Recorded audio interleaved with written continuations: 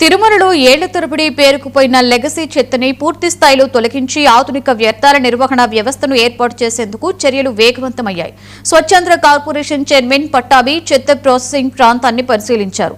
తడి చెత్తను biogas plant ద్వారా, పొడి చెత్తను ప్రత్యేక ప్రాసెసింగ్ యూనిట్ ద్వారా ప్రాసెస్ చేసే ప్రణాళికను వెల్లడించారు. సీఎం చంద్రబాబు నాయుడు ప్రతిపాదించిన నెట్ జీరో లక్ష్యానికి అనుగుణంగా తిరుమలలో సమగ్ర చెత్త నిర్మూలన చర్యలు చేపడుతున్నట్లుగా ఆయన తెలిపారు. తిరుమల క్షేమం నమో వెంకటేశాయ. తిరుమల క్షేత్రంలో జరుగుతున్నటువంటి వేస్ట్ ప్రాసెసింగ్ పరిశీలించడానికి ఇక్కడికి రావటం జరిగింది. పవిత్రమైనటువంటి తిరుమలలో చెత్త సమస్య అనేది ఉండకూడదు.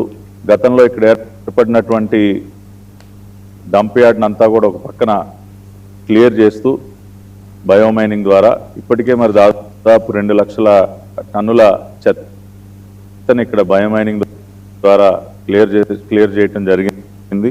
అదేవిధంగా ఇంకా అదనంగా ఉన్నటువంటి దాదాపు 53,000 టన్నుల చెత్తని క్లియర్ చేయడానికి టెండర్లు పిలుస్తూ ఉన్నాం. మనందరికీ తెలుసు ప్రతిరోజు 75 టన్నుల చెత్త కాటేజెస్ కానివ్వండి, లేదంటే మనకు ఉన్నటువంటి ఇక్కడ భోజనాల స్టాల ద్వారా కానివ్వండి, హోటల్స్ ద్వారా కానివ్వండి, రకరకాల ప్రదేశాల నుండి దాదాపు 75 టన్నుల చెత్త అనేది ప్రతిరోజు వస్తుంది. దానిలో 50 టన్నుల దాకా తడి చెత్త, ఒక 25 టన్నుల దాకా పొడి చెత్త రావటం జరుగుతూ ఉంది.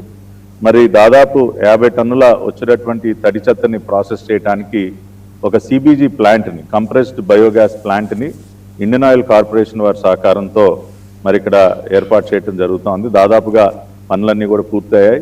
మరి ఈ ప్లాంట్ మొత్తాన్ని కూడా నేను ఇక్కడ పరిశీలించడం జరిగింది. కొన్ని సూచనలు కూడా చేయడం జరిగింది. అంబేద్కర్ కోనసీమ జిల్లా మలికిపురంలో స్కూల్ విద్యార్థులను తీసుకువెళ్తున్న వాహనంలో ఒక్కసారిగా మంటలు చెలరేగాయి. డ్రైవర్ అప్రమత్తంగా వ్యవహరించి విద్యార్థులను వెంటనే కిందికి దించి మంటలను అదుపు చేయడంతో పెను ప్రమాదం తప్పింది. వాహనంలో ఉన్న సుమారుగా 8 మంది విద్యార్థులు సురక్షితంగా బయటపడ్డారు. దీంతో స్కూల్ వాహనాల నిర్వహణపై స్థానికులు ఆగ్రహం వ్యక్తం చేశారు. నిబంధనలు